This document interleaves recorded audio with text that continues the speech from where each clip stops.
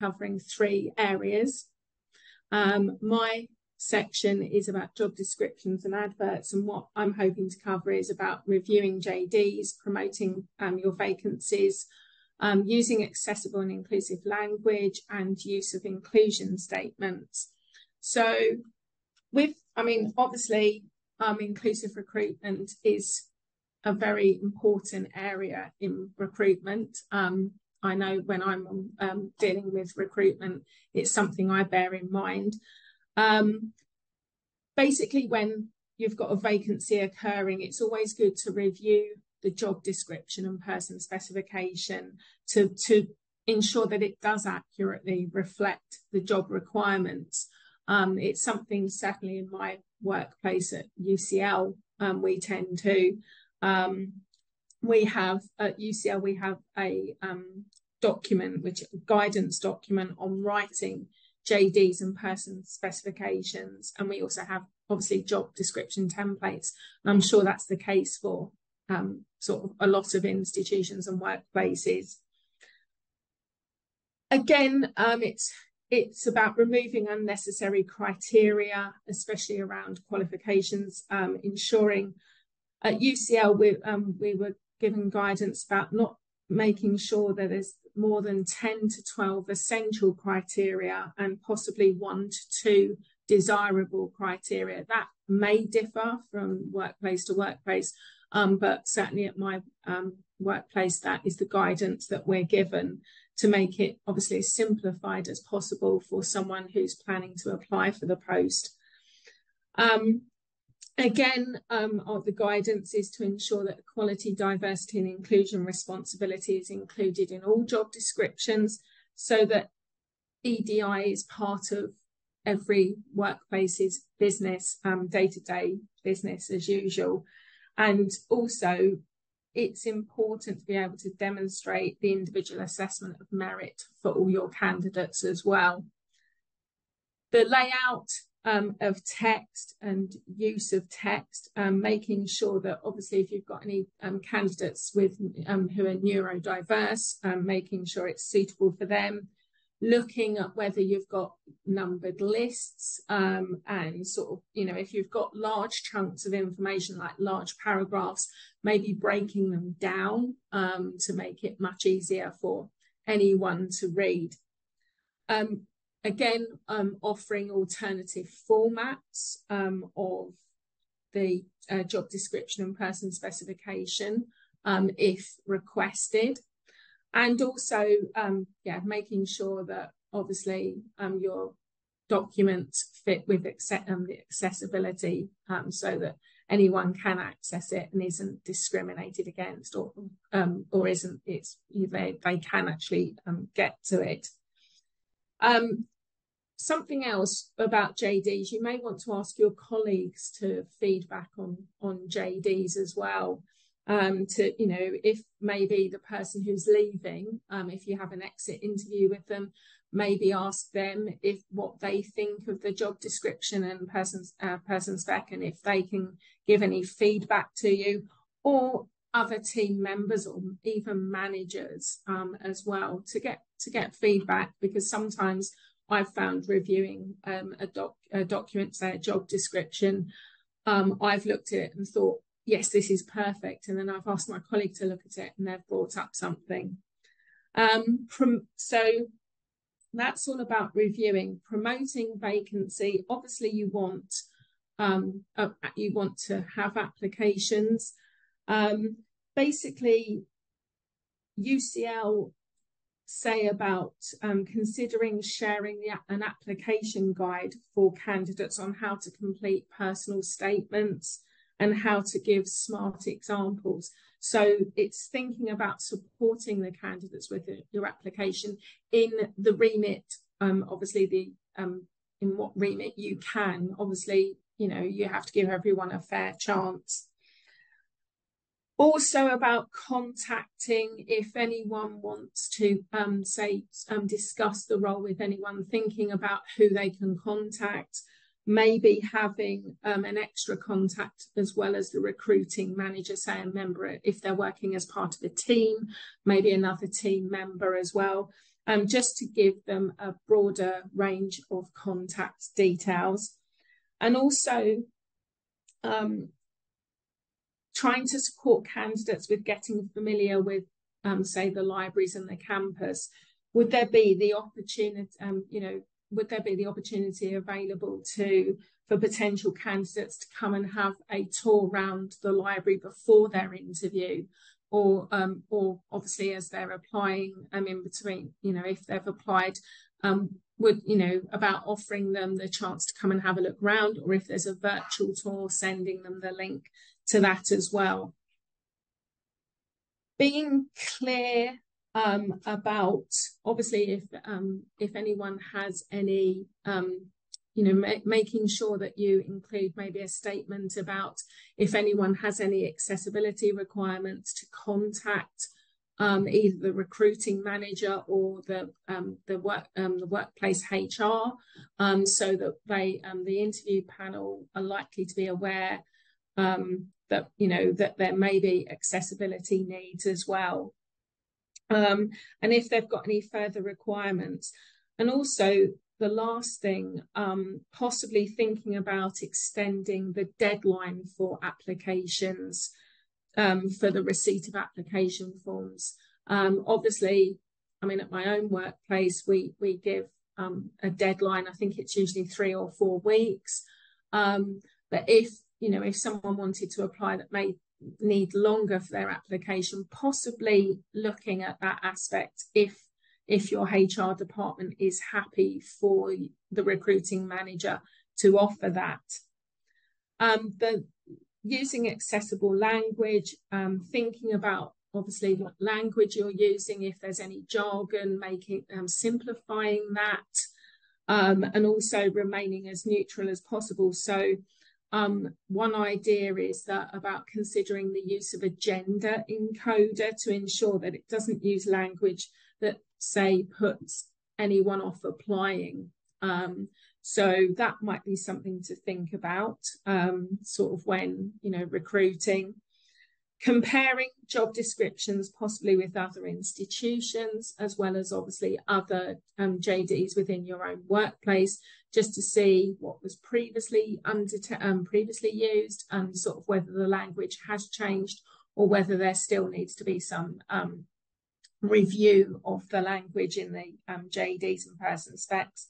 And again, getting different opinions, again, sort of liaising with your colleagues or with other managers to look at what language, the text you're using for the JDs and the adverts, to see if there needs to be any changes.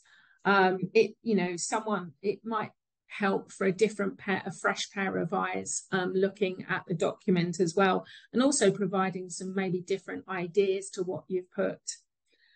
And use of inclusion statements. At UCL, we use the Talent Link recruitment system, and with that system there is an inclusion statement included there as well.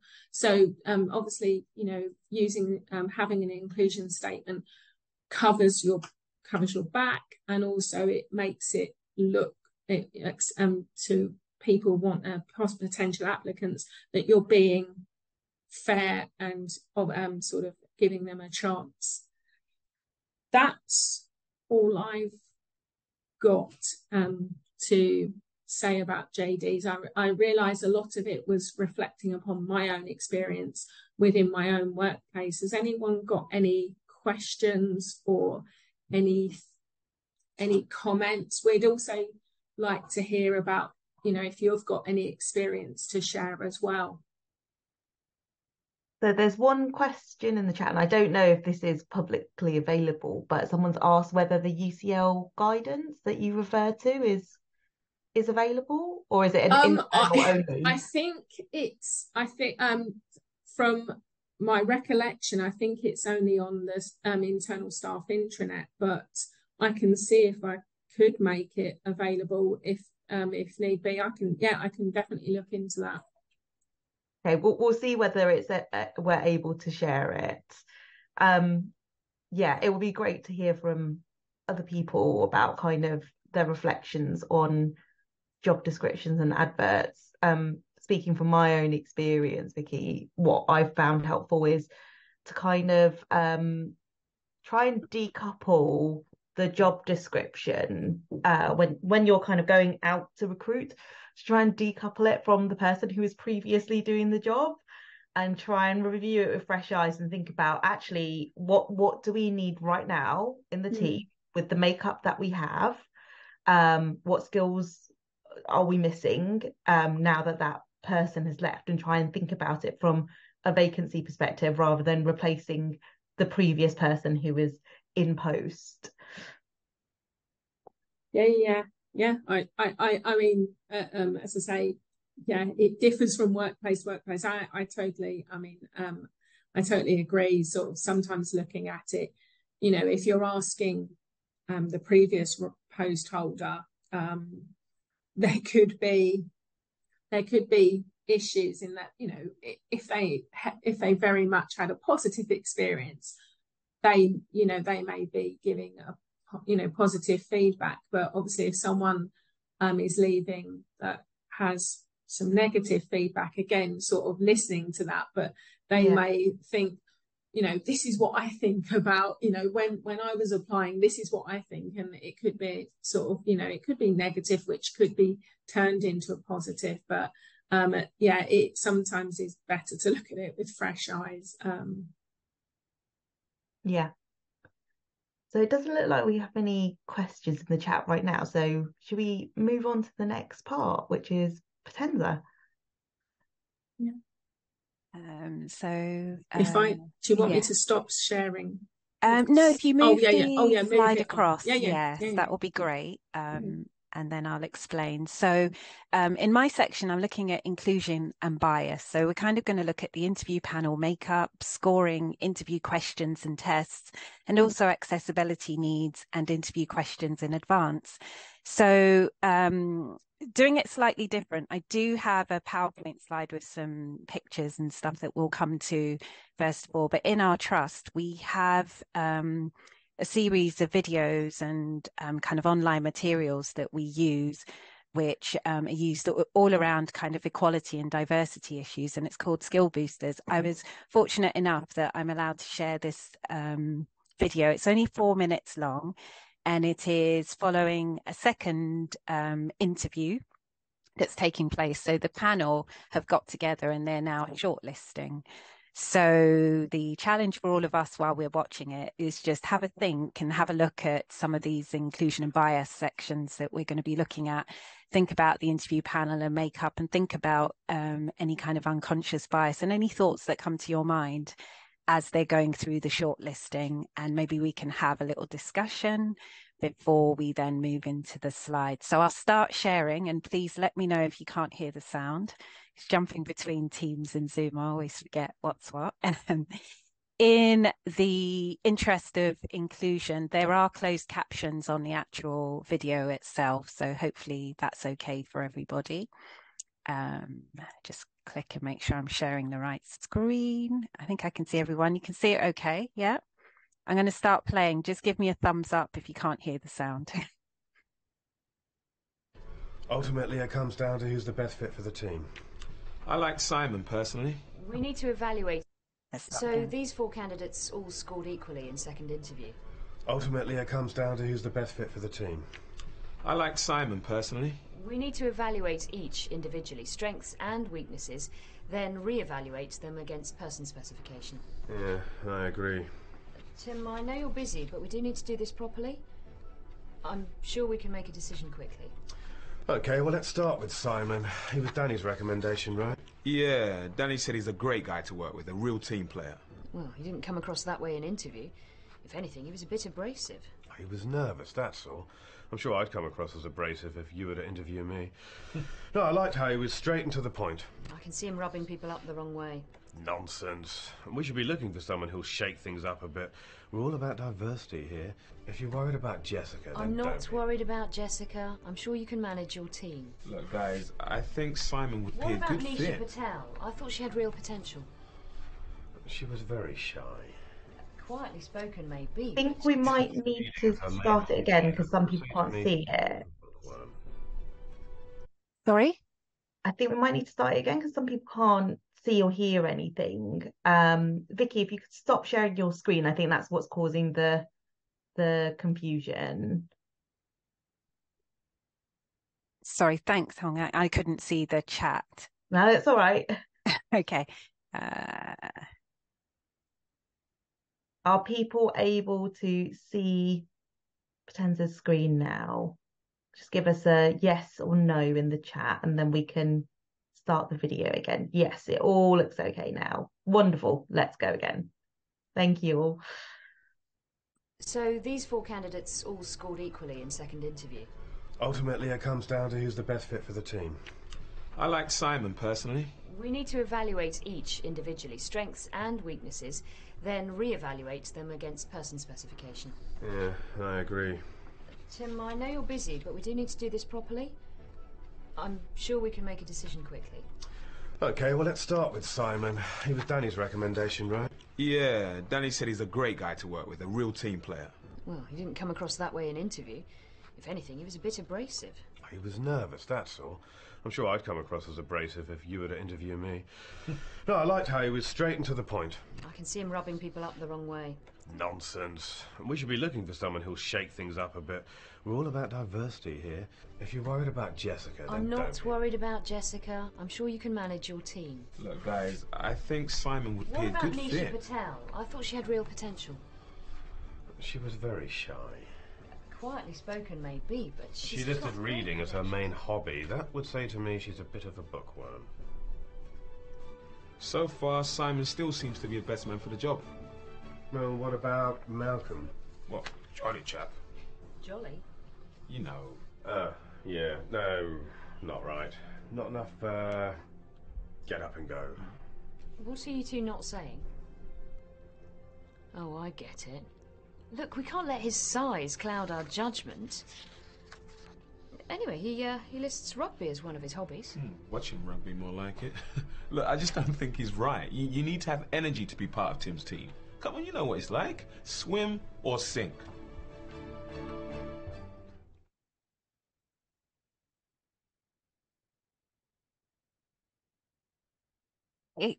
So what did everyone think of the video?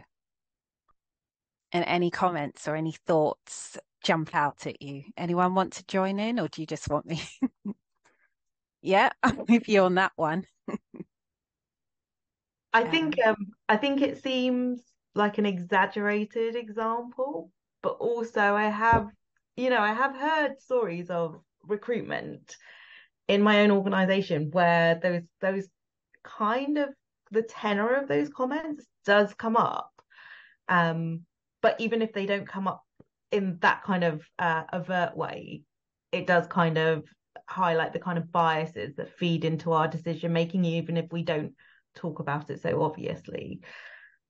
Yeah, I agree as well. And I think it goes back to the point where both you and Vicky were talking about you're looking at a vacancy that's just arisen and you need to know what the skills deficit is within your team. And at the beginning, when the lady started, it did look as if they were going to look at the job spec and see who was right. But then all of a sudden, it just went into more personality, personal, and not looking at the skills kind of deficit. Can see that Stephen's got it. Stephen, you got your hand up? Yes, agreeing with you, Potenza. Yes, they say they were going to look at the job description, but they didn't. They went straight onto the hobbies. And they're judging people on their hobbies, which is irrelevant, really. Yeah. And I thought what was, I don't know if everyone else thought it as well. You know, when you're thinking of a diverse interview panel, when you first look at it, you thought, oh, right, that looks quite diverse. But really, the thinking wasn't that diverse, was it? Even though from race and everything else, the visual stuff it was. But yeah, good point there, Stephen. Any other points that resonated with people? And as Hong An said, it is very exaggerated, but I have been on interview panels before, and I'm sorry to say it, comments like that do come up. And I do think also there's a lot of unprofessionalism with interviewers, especially when I've gone as a guest interviewer. I think your point, Stephen, about the hobbies is an interesting one, because I think it points towards that bias that we all have, which is to kind of gravitate towards people who are similar to us, who share interest in some way or seem to kind of be like us in some way. I've definitely been on an interview panel before and found myself kind of,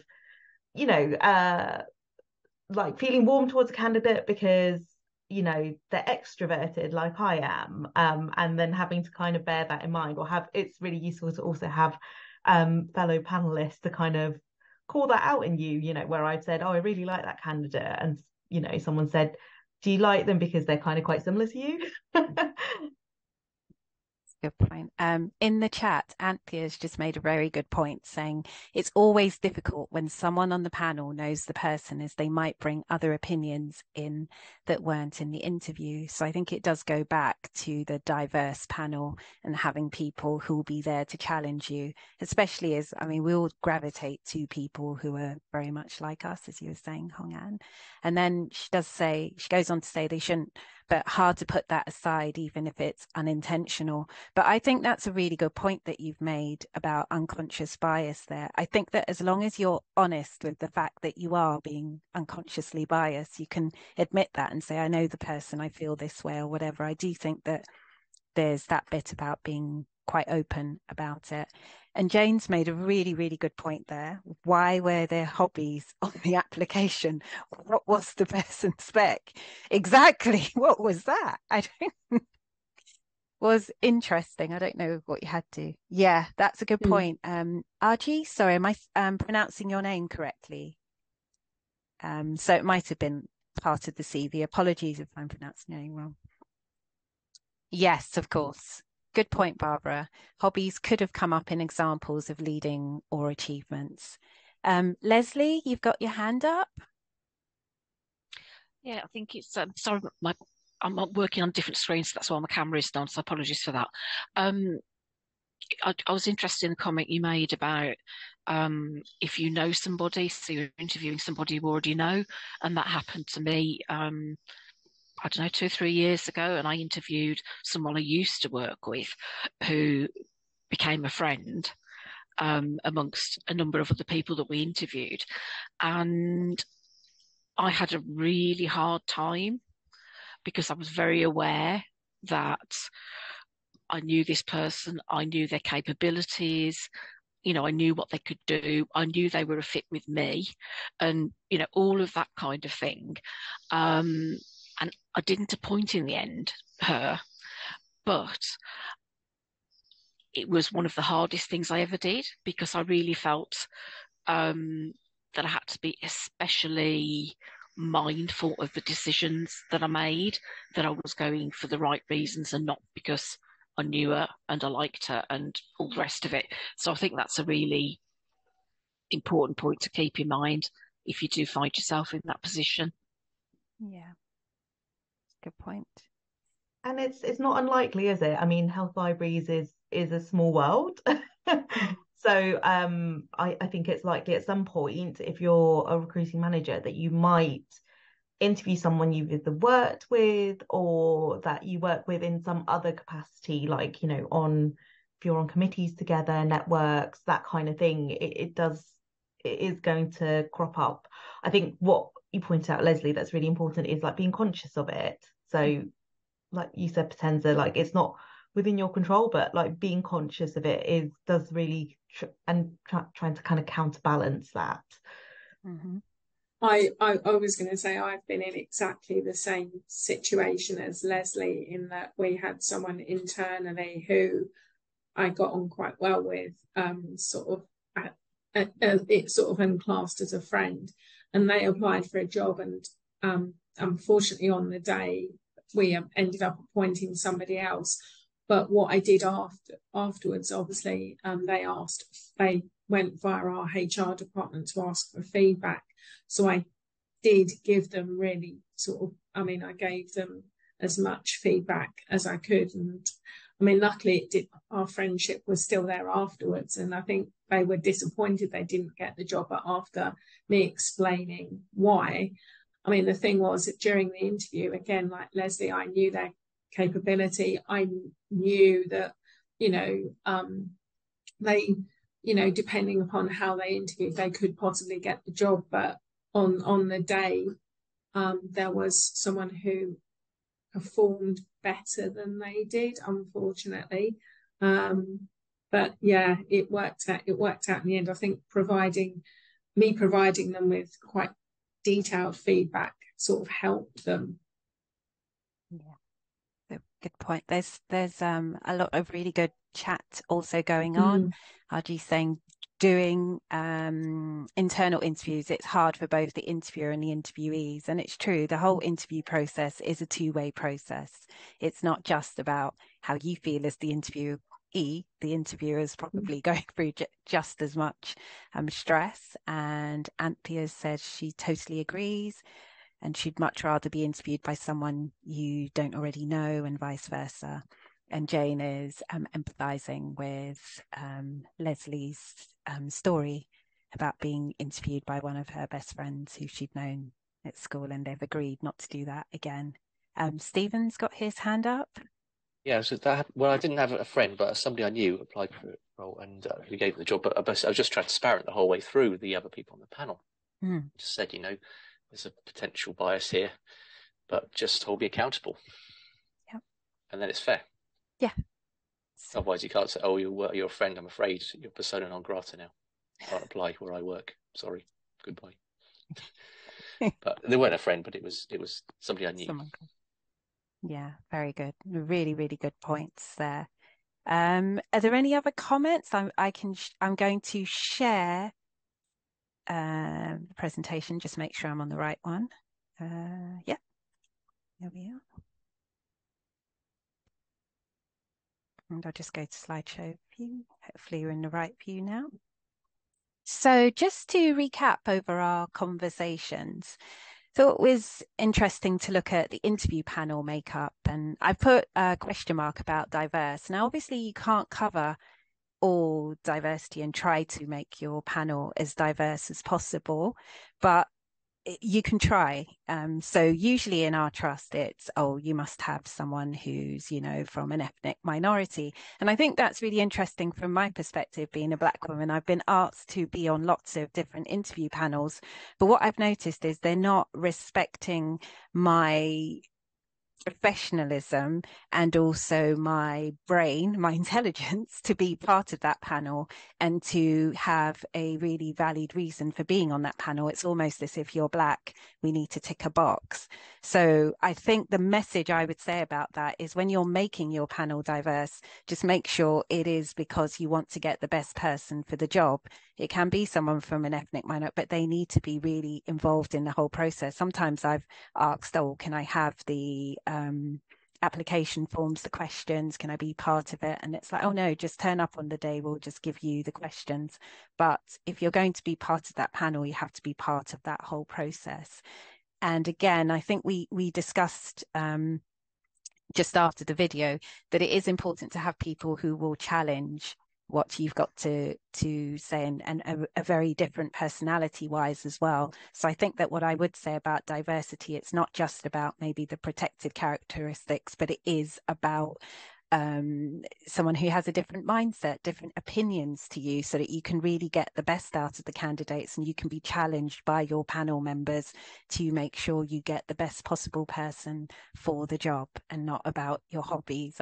They're a bookworm, rugby, all of those things that kind of came out in the video. So those are just some feedback thoughts on it. And I've also looked at like NHS England and NHS Improvement commentary about it as well. And so any other comments about diversity? I'm going to leave it open so people do jump in if you need to in between the slides. I'm not saying I'm an expert, but I thought I'd bring in some personal opinions as well. Okay. Okay, so interview panel makeup and training. So I think this one is a really interesting one because until I started reading and then I was looking at our interview requirements thing, one thing that you should make sure, and I think it is really important, is to make sure that the interview panel is up to date with their equality and diversity and statutory and mandatory training. Because sometimes, and that all is part of preparing for the interview, because it takes time to check, oh, is the candidate, is the a member of the panel up to date? And also if it's available in your trust in one way or another, whether it's online or some sort of face-to-face training, maybe to see if the panel have been to unconscious bias training. Because I think until you've actually attended some, or if you've got skill boosters or something like that, it does make you look at yourself and think of your own biases that you don't really realize you're having. But that training just opens up your eyes. I did try to have a look and see if there's any free training, but I think because unconscious bias is such a hot topic at the moment, a lot of it is behind firewalls. But it's still interesting to you know, you can, there's literature out there as well to kind of skill yourself up with that. So I thought it was interesting to make sure that your panel's all trained up before you actually go into the interview room. Where am I going to next?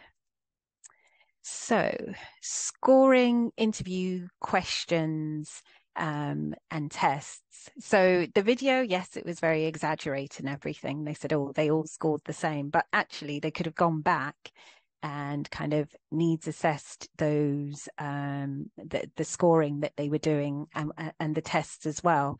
So with the tests, I know it, we've had experience with this before where someone has actually declared that they've got a disability, so they've been allowed to have an additional amount of time because they needed a double to kind of read those questions and then answer and do the very best that they can. And likewise with the interview questions, they were given a longer slot as well due to the nature of their disability. So it's important, I know Vicky's covered that with the job descriptions, to make sure that you indicate that that is available for the candidates as well. And tests like the PowerPoint presentations, normally you send those ahead of time, but just to let candidates know that that's available for them.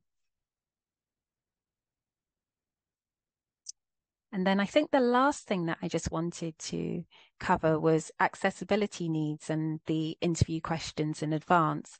So in terms of accessibility needs, I actually checked with our IT department here and said, was there anything special they'd be able to do if someone had declared that they have a disability? And they said no, not before they've started working, which was really interesting. But what we tend to do, or what we've done for our interviews here, was we always use the Microsoft accessibility needs. So if someone needs a larger screen or something like that, we've always had that available. So although the IT might say, oh no, if it's a work need, that's one thing, I think that you can go and there's different ways of getting it, just saying I need it for this day, just to make sure that the candidate has the kind of software and equipment that they need to be able to perform well in an interview, as well as the adjustments of time. I think it's important to let them know that they can declare their disability and that special dispensation will be given, because a lot of people are scared to declare that they have a disability which needs some sort of adjustment in the workplace. So if you set that precedent before they've even got the job, if they are going to be the candidate, at least it makes them feel that you're entering a workplace where you've got that culture where you feel ready to do that.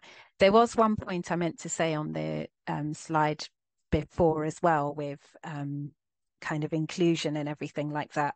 Not everyone has everyone has different names which might be a bit difficult to pronounce, or those sorts of things. So I think it's really important to be quite open at the beginning and say, is this the way I pronounce it? I always do that. For me, myself, I've been to interviews and people haven't bothered, and mispronunciation and so on and so forth. But I think that's all part of kind of inclusion and bias. And in terms of interview questions in advance, I think because you have to be inclusive for all candidates, there are certain questions that you can let people have in advance, like presentations, but also as part of your job spec, you can say, like, if there's particular skill sets, you can put, like, that will be tested via the application or via the interview or via a test, so that people have an idea of what sorts of questions you may or not ask them.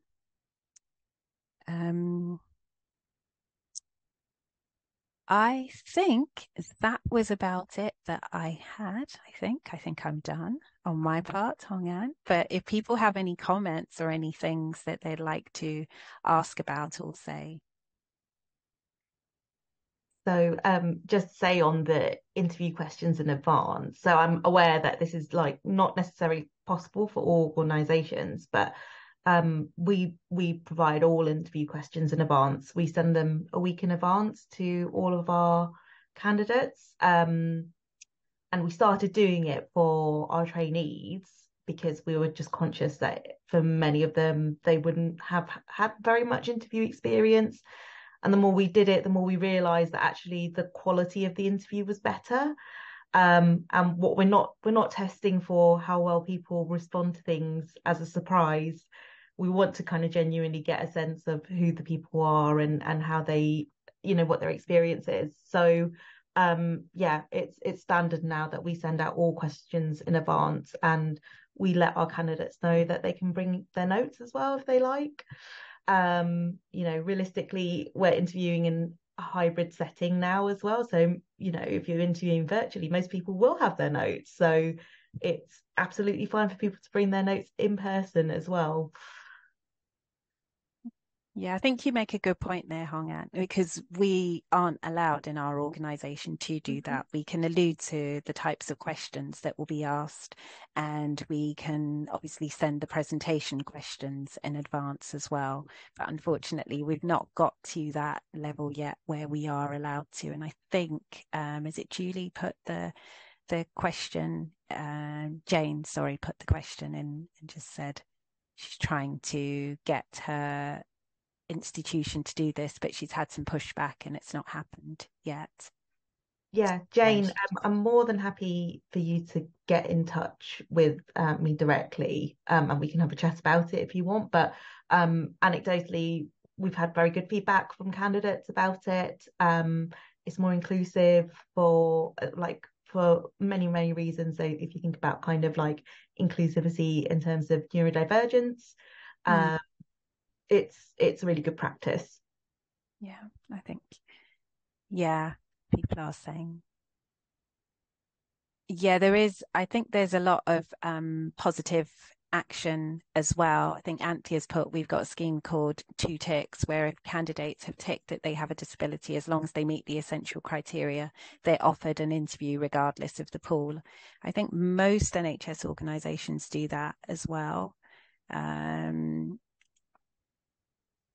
And Jane said she'll be in touch. And Alan was asking Jane, what's the nature of the pushback?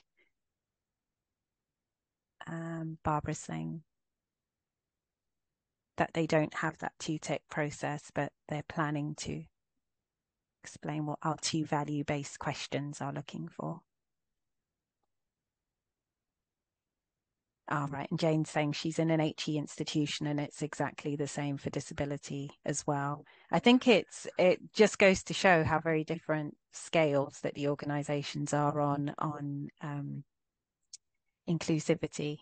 Because I know for our organisation for a very long time with our previous CEO, as long as you met the essential criteria and you're from a Black and minority ethnic background, you were given an interview for senior roles at band 6/7 upwards, because there was a big drive to get more inclusion in terms of race into senior jobs. So yeah, really, really interesting facts. Anything else that I can cover? Or Hong An, do you want me to move the slides along for you, or would you like to share yourself? I'll share my screen. Yeah, sure. I'll stop sharing now. There was a chat like a bit further up about interview panels being tricky when you work in a small institution. So if anyone else has any kind of thoughts on that, please stick it in the chat. Yeah, I've responded because I too work in a small institution, so I've relied on external panelists to help us out with that kind of thing. And I think the other thing to say about it is that you're asking other people to give up their time, so it's also nice to kind of, you know, send them something as a thanks, because, you know, they might be taking leave or whatever to come and be on your panel. But yes, I've also found it good to kind of use people from outside my team as panelists and think about it as a development opportunity for people who haven't had the opportunity to be on a panel before as well. So I am going to share my screen now. So I'm going to focus in on the actual interview process itself and the questions that we use to assess people. So if I'd like to know what the worst interview question you might have been asked is. So if you go to this link, slido.com, and put in this code 3384529, Vicky Potenza, do you have anything that comes to mind when thinking the worst interview questions that you've been asked? I was asked once where if I was successful in the post, where did I see myself in 5 years' time? Mm-hmm. And that was, I mean, I think it was, I did answer, but I think it was just a bit on the spot. I was thinking, you know, I was thinking why they asked that question and thought, are they sort of thinking about succession planning, or are they thinking, oh, is she only going to stay here a short period of time and move on? But I was a bit taken aback by that. And yeah, also it was indirectly asked, but I think again it was probably the bit about where do you see yourself in 5 years' time. I was thinking in the back of my mind, are they thinking, is she going to suddenly go off and have, you know, go off on maternity leave after being here for such a period of time? I think it was like, for me, I was a bit taken aback, and I was thinking, you know, focusing on my career side of things, but thinking, are they indirectly asking me, or are you going to stay here and then, you know, go off on maternity leave? Are we going to see you again? Yeah, I think that's such a good point, that question can be read as a coded question. Yes, particularly for women. Potenza, does anything spring to mind for you? No, actually, that was what was on my mind as well, because I do think because I do always think the 5-year question. I never understand that. I have never put that down for my questions, and I always think, what are you really asking? Yeah, and it can sometimes catch you out, because I know you think, oh, I bet you that's going to come up, but when it comes, you think, yeah. So looking at what we're getting through here, it's astonishing the kinds of bad questions that we do encounter at interview, whether or not I was married or had children. That feels illegal. How would you cope with being a parent and working at the same time? I'm willing to wage money. That gets asked a lot more of women. Do I play five-a-side football? I think that's a nice callback to that video that Potenza showed earlier in the session, and the bias that is inherent in these kind of questions. You've had an easy life, haven't you? That's hugely inappropriate. Yes, not really a question, but it's a very value-laden statement there. These kind of questions here, if you were a vegetable, what kind of vegetable would you be? I think these kind of questions are a bit notorious, especially in kind of commercial organizations. Makes me think of those kind of famous questions that you get about things like, you know, do you think a Jaffa cake is a cake or a biscuit? Please explain why. how would you cope with the commute? Again, those are kind of coded questions. I think this one's a really interesting one. I was asked a question full of NHS acronyms, and yeah, that's really tough. Like if you haven't come from an NHS background, for example, you know, being asked a question that is kind of loaded with loads of jargon, that makes it really challenging for you to answer it in quite difficult circumstances. Long setup to the actual question. When I had an interview in an organisation miles away from my previous role, I was asked why I wanted to move to the new location. University interview question rather than a job, but I was asked what sports I played. The degree was in English literature.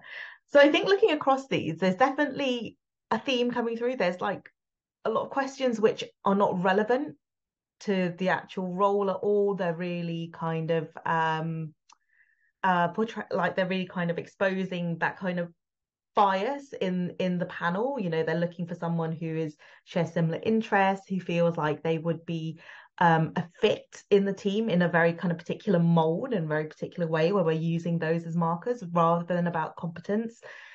People being interested in you know, things that are kind of really about people's personal lives. You know, it's entirely up to the candidate whether they want to commute to a role. Really, it's as long as you turn up, that's not really to do with you.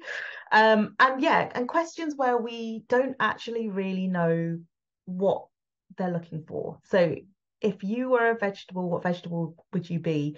What really are you looking for when you're asking that kind of question? So those things are really challenging. Thank you everyone for your contributions there. So so I think when thinking about interviews, we really do need to think about you know, when we're thinking about interview questions, rather, we do really need to think about how do we ask great interview questions.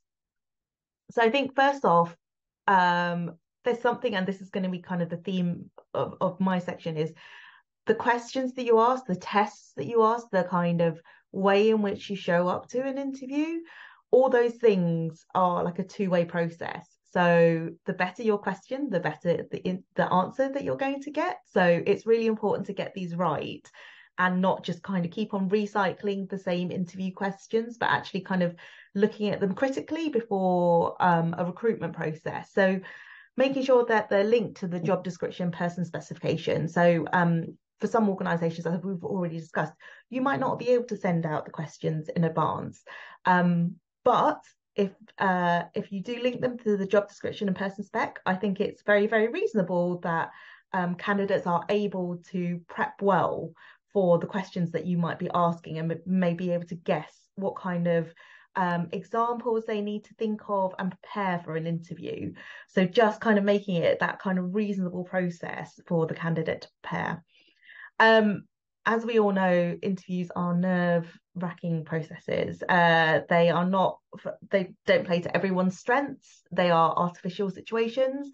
So think about using an icebreaker question as your first question to just help ease candidates into the interview and really help them just, you know, in their first 5 minutes, get used to being in the room, get used to kind of being with you as a panel. So and think about, and I suspect actually everyone is already using some kind of icebreaker question as their opening question in an interview. So things like, can you tell us what attracted you to this role?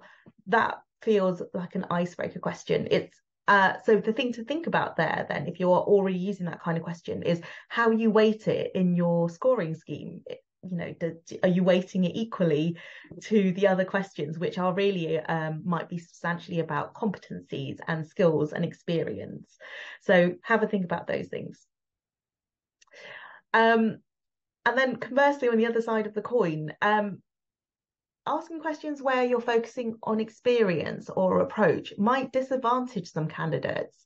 So we always say, you know, we always question the idea that candidates should only apply for jobs if they meet 100% of the job description or the person spec. We know realistically that that's not going to be the case.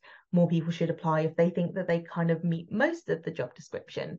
So that means conversely that actually you are going to get some candidates that might not have experience of some things. If you are interviewing for a role where actually that kind of experience, it's something that you're willing to train someone up into. People have to start somewhere, everywhere, right? So I think a really common thing that comes up is people who lack line management experience, for example. You don't have line management experience until you become a line manager, and everyone has to start somewhere.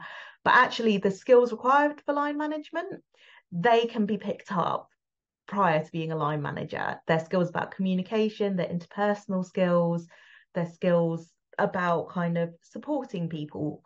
So if in your questioning you focus on asking for your experience of something rather than your approach to something, think about who you're disadvantaging in that scenario.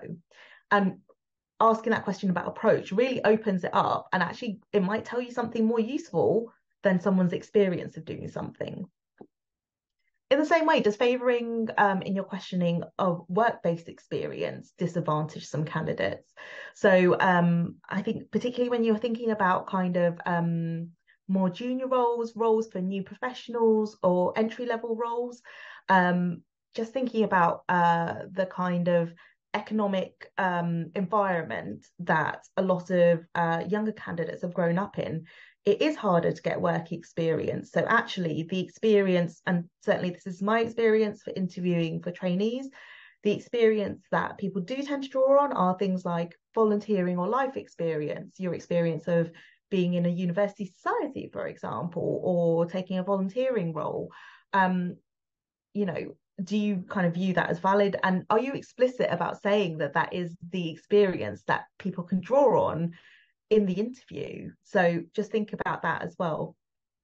And this last point like really just harks back to what we kind of noticed in those bad interview questions in the chat is your question masking what you really want to know? Again, the interview is you know, you should be trying to kind of think about creating an environment and creating questions which really allow the candidate to shine. So if it's a coded question, that's not what you're testing for. You're not testing for the candidate's example to be able to decode this question. If you want to really know something, just ask it quite plainly. And yeah, remember it's a two-way street. So think about how you show up, be present. I think this can be particularly challenging if you're doing hybrid interviews. I know that it's always tempting in busy periods in work. Interviewing takes up a lot of time. You know, often it knocks out at least a whole day of your schedule, not to mention like all the prep and stuff that goes on around it.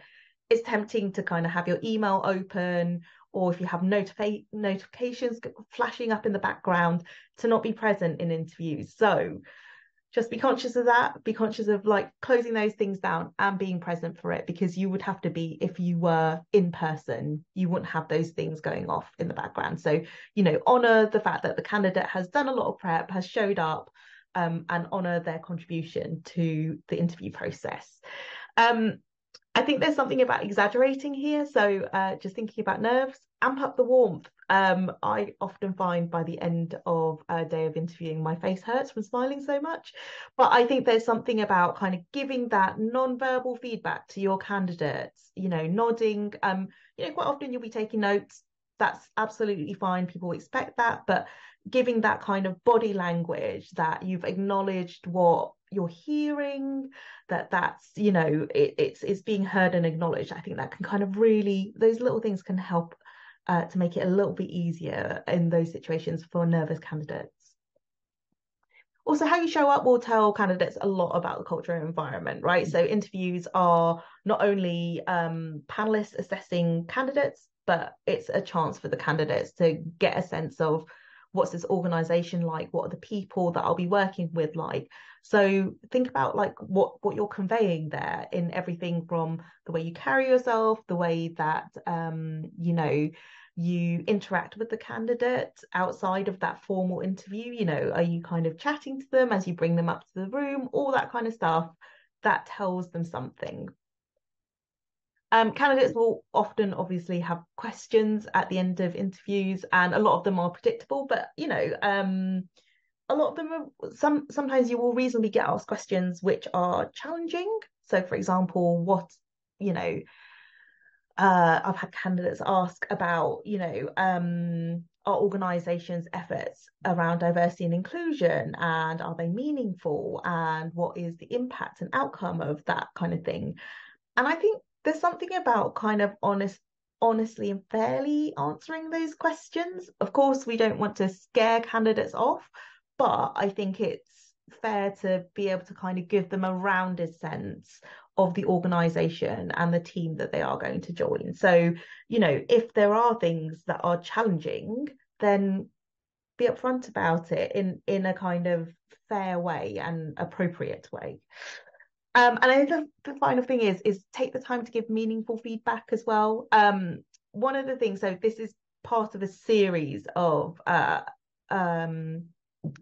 events that we've done around recruitment, and the previous ones have been focused on interview and application skills for candidates. And one of the biggest frustrations that people shared in those sessions was around feedback, and specifically it was around positive feedback, interestingly enough.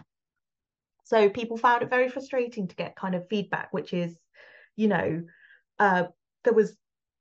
you did a great job, there was kind of nothing really to feed back on. And I can see how that feels frustrating. So again, this kind of links to the kind of honesty part. So it might just be that the candidate did a really great interview, but actually someone was a lot more experienced, or that they were specifically experienced in this skill that is quite important to you as a team right now, and that it's not about kind of changing anything or doing anything differently. You did a great job. You came across as really warm. You gave loads of great examples.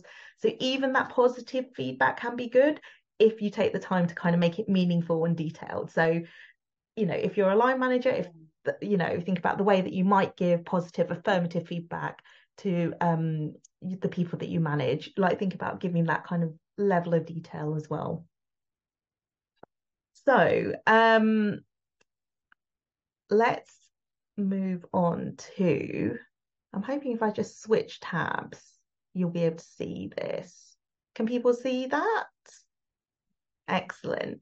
So if you've still got the Slido screen open, we're going to head to the next poll. If you don't, then the details are still here.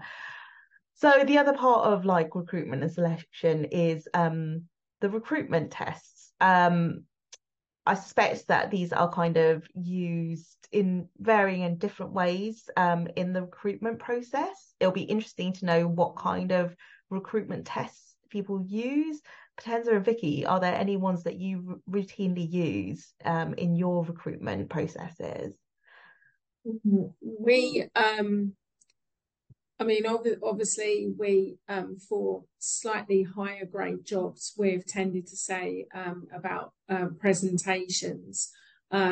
We for our library assistants, we would say to them, because of UCL having the Customer Service Excellence Award, we would say to them, can you give us a presentation on what you think the important principles of customer service are?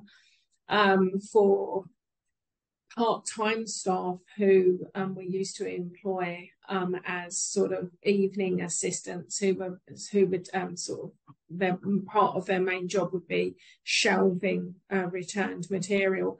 We used to give them a trolley of our books, sort of quite a range of books, and we use universal decimal classification. So it's quite a complex classification scheme.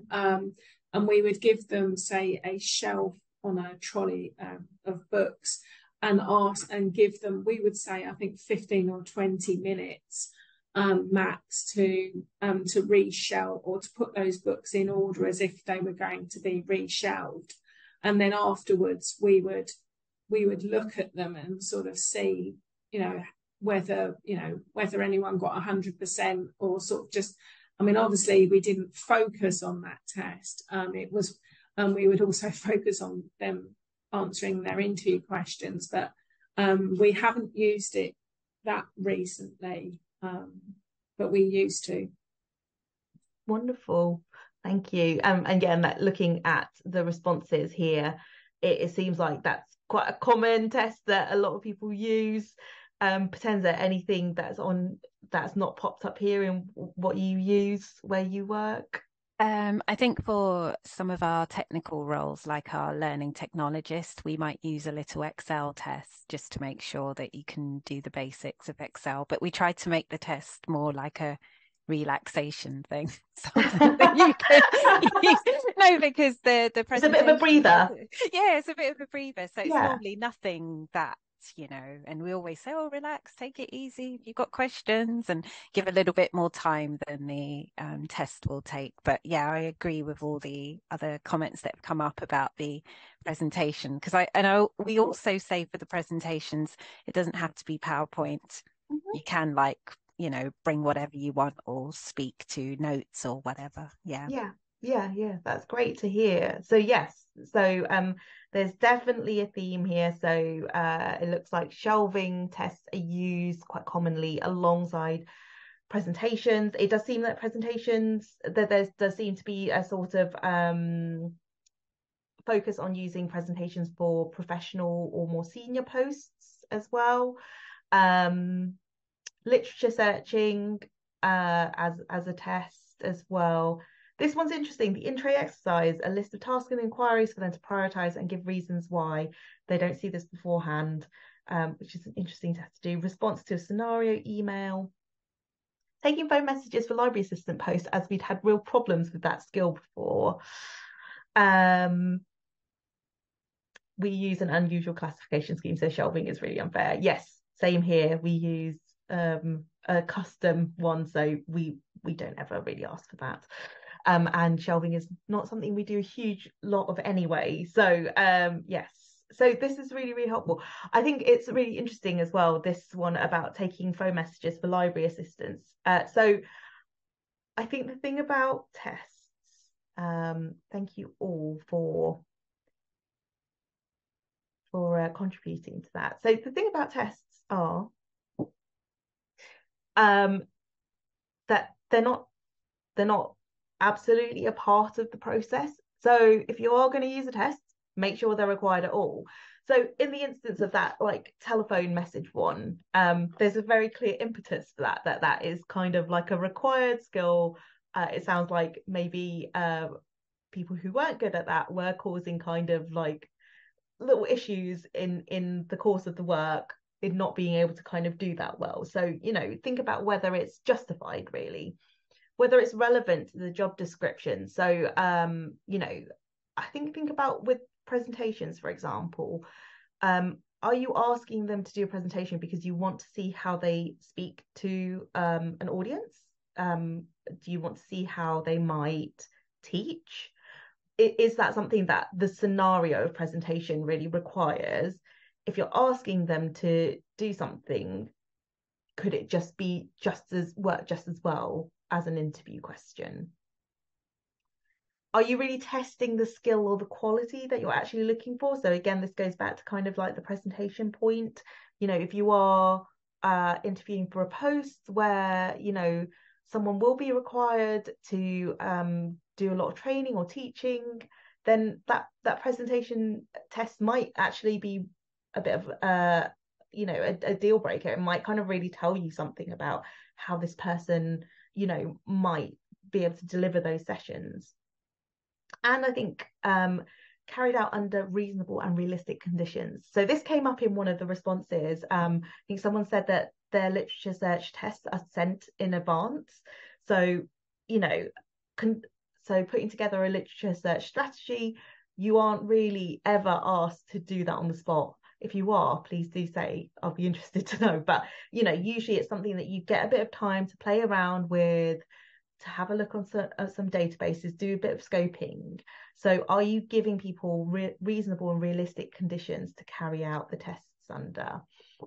So I think those are all really important things to think about. I think the other thing to think about from an inclusion perspective is that tests do require people to kind of do some prep, potentially outside of the interview process. So who are you kind of disadvantaging here? If you're interviewing someone who maybe has caring responsibilities or children, you know, is this something that they're going to have to really struggle to find the time to prepare for? If so, please give them plenty of time to prepare for it. And don't give it like a few days in advance, for example. So ensure that, you know, you're really thinking about inclusion in terms of the ask there. So I'm going to stop sharing because that was the end of my slides, and just see what's come up in chat in terms of interviews and tests.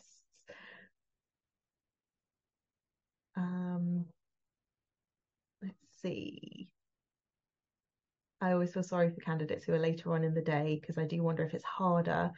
Yes, that is definitely something to consider. Like interviewing is is often a tiring endeavor. So I think that's something to bear in mind alongside the kind of unconscious bias thing, you know, how much of how you're feeling is influencing how you feel about a candidate. And maybe that's something, I think, Stephen, you mentioned earlier about having your fellow panelists hold you to account.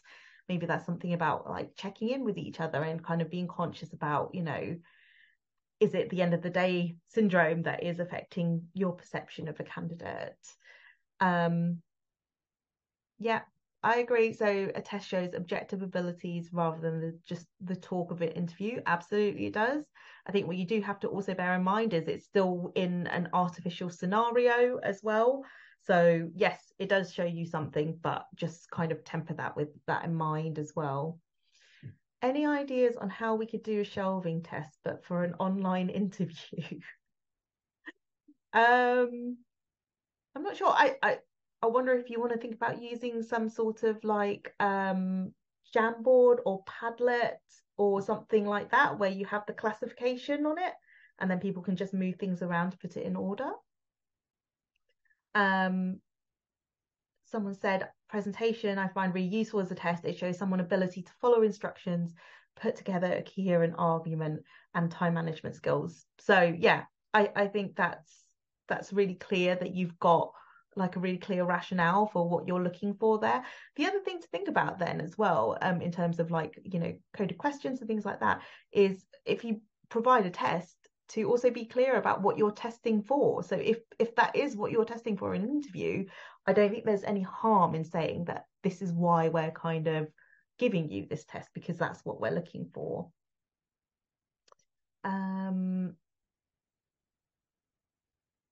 What else have we got? I had to do a search with somebody sitting behind me and making notes. I had no idea about HDAS at the time. Yeah, again, that's about the environment that you're doing something in, and just thinking about, actually, is this going to be a very comfortable environment? No one likes feeling like they're being monitored, and you should have space to play around in a search. And in that scenario, you are not necessarily going to feel like that. The weirdest interview I ever attended, one panelist kept winking at me and the other never made eye contact. Didn't get the job. It turned out that I dodged a bullet. Absolutely, that speaks to that point about what an interview is telling you as a candidate about what you might be stepping into. What do people think of scenario questions? What would you do if X happened? We use them, but I'm always a bit iffy about them as people need quite a lot of context. We do get good answers from them. Potenza, you've said that you think that they kind of are good ways at highlighting creativity and different ways of problem solving. Is there like an example that springs to mind when you were thinking about that? No, I was just trying to think of one, actually, but sometimes it's just, especially for our kind of library assistants, senior library assistants, interviews, we've had ones like, how do you prioritize the users? Like, say someone comes to the desk, the phone rings, then I don't know, the director comes in, and the person that's come to the desk we always make them a bit lower banded than the director. But then what then happens is the interviewee normally asks a lot more questions so that you can set the concept, and then we also tell them there's no right or wrong answer. We're just trying to find out how you would manage that situation, because that's what happens from time to time. And so they come up with creative things, like it will be the first person that comes with the phone, can't see the person. So I think it's just nice to see how people's minds work. But it all goes back to, if you set the interview environment nicely, then people are able to relax and give the best possible response that they can.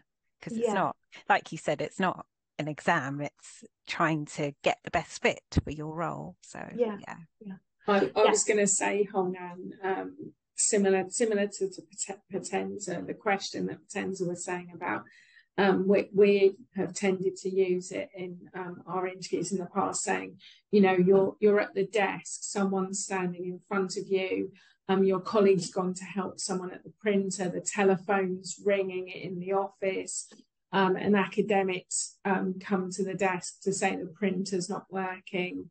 What would you do? Because, I mean, especially for the staff, I mean, it's a question we've asked full-time staff, but we especially ask it about part-time staff when there's less of them in the evenings and at weekends, just to see what they would do. And again, it's sort of, you know, we say to them, I think they feel there is a right or wrong answer. It's just to see how they would prioritise, and also their justifications for prioritising what they come through with. Yeah. I think that harks back to one of the comments in the chat about, you know, I think scenario questions are kind of less about like the talk, and they are much more about someone's approach as well. And, you know, it provides a balance or variety from the experience, or like, can you tell me about a time when type competency type questions. Are there any questions that people have that we might have missed out on? I know there's been a lot in chat, so if we have missed out on one, please stick it in the chat again.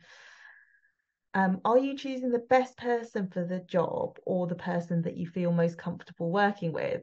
Interesting question. So I think this is probably a bit context dependent. So for me, I think the best person for the job is, so it's not necessarily the person you feel most comfortable working with, but when you're kind of assessing a candidate, you are assessing their skills, their abilities, their experience, which, you know, by the time you invite them to interview, you know, you kind of feel, for me at least, fairly confident, because you've shortlisted them out of the application process, so you feel like fairly confident that they've got that experience that you need. The interview is kind of really getting a sense of the person, so it's less about comfort, but do you feel like their approach is, you know, the approach that you are looking for in terms of their work, you know?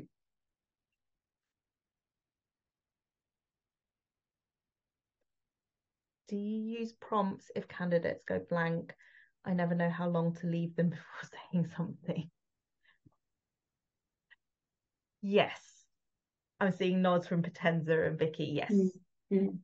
Yes to prompts. I think it's okay to kind of maybe try and rephrase a question, perhaps, if maybe it hasn't landed with them, or if, you know, so I think sometimes as an interview you get like a second sense, you're like, you haven't given me like the evidence that I exactly need to be able to mark you for this, but I feel like you might have the experience, but it's just not come out in your answer. So maybe like their prompts feel like judicious. Vicky and Potenza, any thoughts on prompts beyond that? Yeah, I mean, I've been on an interview panel where we asked a question and the candidate didn't say anything, and I looked at their face and they seemed to sort of look quite glazed, as if, and so I left it a little while, and then they said, they apologized. They said, I'm really sorry, I don't know how to answer the question. So in the back of my mind, I tried rephrasing the question to simplify it. And then after I asked it, they seemed to pause for a little bit longer, but then they did give an answer. And I think they again apologized afterwards, saying they felt stupid, but it did, to be honest, after that particular round of interviews, we looked at that question and we did actually rephrase it the next time we used it for a different interview, because we felt it just wasn't simplified enough. It was quite a sort of intense question anyway, and it was like, you know, we've got to review the wording of this. It's throwing a lot of people. It wasn't just the one candidate, but sort of others. We noticed they sort of took their time, and we were thinking, we're going to have to reword this. Yeah. I guess mine is very similar to something Leslie and Jane has concurred as well, that she's prompted when people have struggled and asked the secondary question where I felt the person did know the answer and hadn't quite got there. So I think that helps. And also sometimes I've just pulled something from their application and I've said, oh, what about this? Could you tell me a little bit more? And then they've said, oh, actually, that's a really good example too.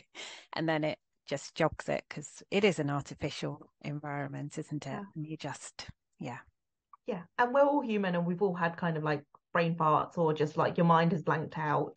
So it's a kindness to do that. I was going to say, and I've noticed Anthea's question that she was asking me about, do I have any thoughts on job titles? Saying we tend to have to go with those dictated by our organisational structure and pay scale. So they're quite generic, i.e. research assistant or research associate. What is wanted is an information specialist. To answer your question, Anthea, certainly in my own workplace under UCL Library Services, we're trying to be a bit more consistent. I mean, some UCL libraries, their library assistants are called information assistants. Some of them are called library assistants. I mean, we use the term library assistant. Some others, I'm just trying to think, they call them shelving assistants.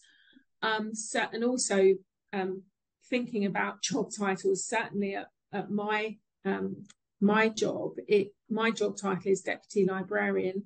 My main role at the School of Pharmacy Library is heading up the help point frontline services, but I do a lot of other small tasks. I'm a jack of all trades. But other equivalents of myself at other libraries, they're known as customer service manager, they're known as issue desk head, they're known as deputy manager. It's sometimes I think the thought is that there is going to be a more consistency in the future, but sometimes we are led by the organisational structure ourselves. I hope that answers your question. I think there's also maybe thinking, because I think you mentioned, Vicky, in your section about kind of benchmarking job descriptions against other organisations. There's also something about doing that for the job title as well. So obviously you've got constraints within like your own organizational pay structures and everything like that, but if thinking about it from like will candidates understand the role based on the job title? Is it consistent and coherent with what similar roles are being called as well? And is it kind of, does it represent the role well, I guess, as well? Are things to think about. So Anthea's saying, I'm just worried that if I have to use research assistant, I may lose good candidates who might have applied otherwise. yeah, I can absolutely see that worry. I agree with Alan. Also, the term coordinator, that it's not. I see that being used in UCL quite a lot now. Coordinator in as well. Yeah. Are there any other questions? If you do have any last minute questions, please do put them in the chat, or you can stick your hand up and ask us directly. So we'll be sending around the slides, and the slides will also have some links to some resources as well that have kind of informed how we've put together this session as well. So if you are looking for kind of other examples of best practice or prompts to help think about your recruitment, then you can have a look at those. Otherwise, it doesn't look like there are any other questions. So thank you everyone for participating in this session and making it so rich and sharing all of your experience as well. So honestly, including the things that have worked and the things that you're kind of experiencing as barriers as well. I think it's always useful to know what other people are experiencing and knowing that you're not alone in experiencing those challenges too. So thank you for joining us. We'll make the recording of this available along with the slides afterwards. So thank you so much for joining us.